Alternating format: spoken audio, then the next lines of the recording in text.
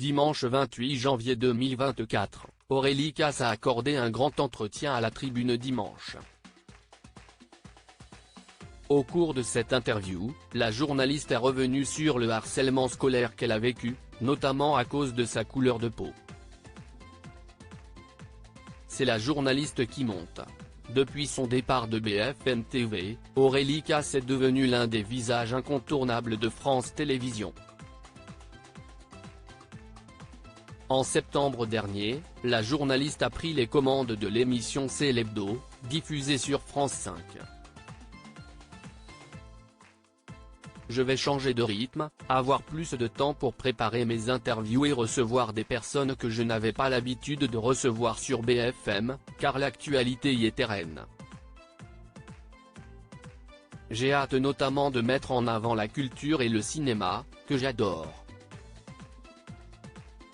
Le projet est passionnant, je ne pouvais pas rêver mieux, avait-elle notamment confié à France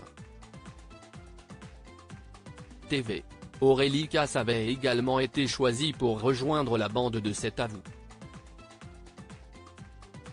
Mais après seulement quelques mois autour de la table, elle a finalement décidé d'abandonner son poste de chroniqueuse.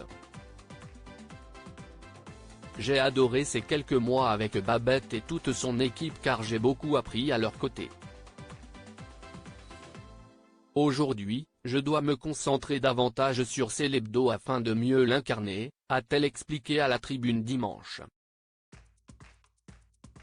Aurélie Casse se confie sur son enfance au cours de son interview pour la Tribune dimanche. Aurélie Casse a également évoqué le harcèlement scolaire dont elle a été victime durant son enfance. Pour être honnête, je ne me suis jamais considérée comme une jolie fille, car on s'est beaucoup moqué de moi à l'école. Les traits de mon visage, surtout mon nez étrange, ont été source de moqueries, a-t-elle expliqué. Mine de rien, ça m'a longtemps poursuivi. Il faut toujours s'excuser d'être différente des autres. Les enfants sont très claniques, a-t-elle continué. En plus des remarques sur son physique, Aurélie Casse a également été victime de racisme.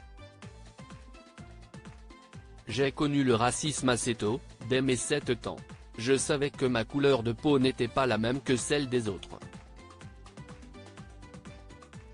Mais moi, je ne le percevais pas comme un problème. Enfin, je n'avais pas encore compris que ça pouvait en être un, a-t-elle confié. La journaliste s'est également remémoré le jour où un de ses camarades s'amusait à faire des commentaires abjects sur la patineuse artistique Souria Bonali.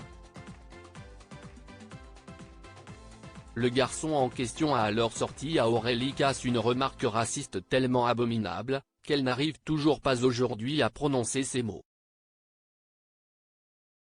De retour en classe, l'élève qui venait de m'insulter a rejoint le tableau. Sans pouvoir me contrôler, je me suis levé pour la secouer assez fortement. Je reconnais que ce geste violent n'était pas la meilleure des réponses, mais je devais réagir, a-t-elle ajouté. Un témoignage touchant.